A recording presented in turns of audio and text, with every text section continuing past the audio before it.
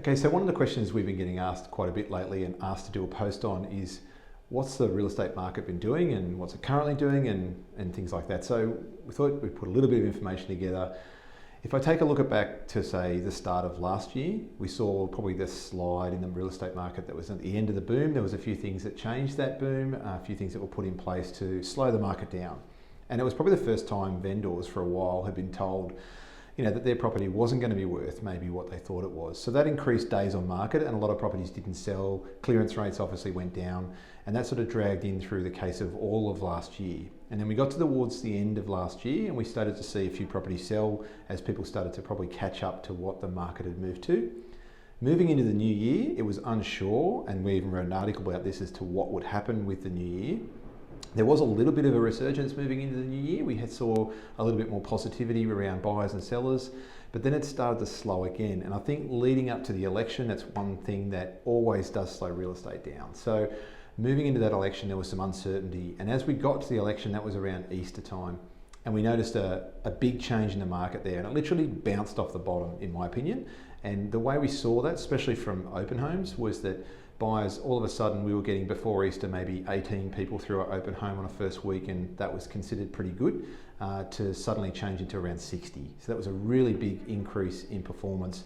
It definitely had to do with the fact that the election became pretty much a stable result. I think everyone expected no change, and they got it, and that was quite consistent and people were happy with that.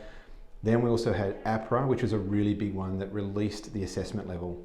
That really changed the way banks were allowed to, assess loans, which was fantastic for buyers. And of course, 2 interest rate drops, and that really did excite the buyer pool.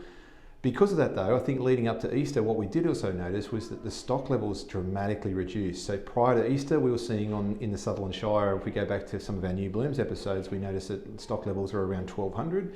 And then literally by the time we got sort of three months after Easter, stock levels had reached down into the 600s where they currently are today. So from that, we noticed that really did dry up the amount of properties available for people. And I think the reason that happened was probably around Easter, people just made that decision not to sell. It was put off the agenda for this year because clearly it's not a bad time.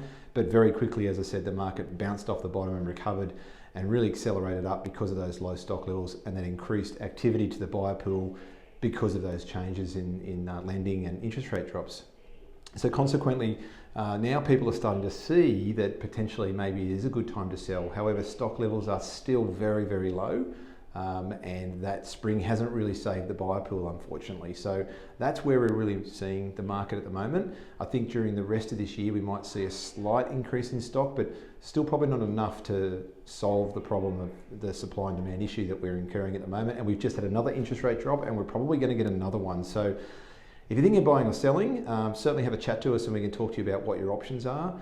A lot of people say to us buying and selling in the same market is always something that they would consider, but it does depend what you are doing as well. If you're upgrading, there's certain circumstances that could be to your advantage, and if you're downgrading, the same thing. So I hope this was a good summary, and feel free to contact us if you have any questions around the market. Thank you.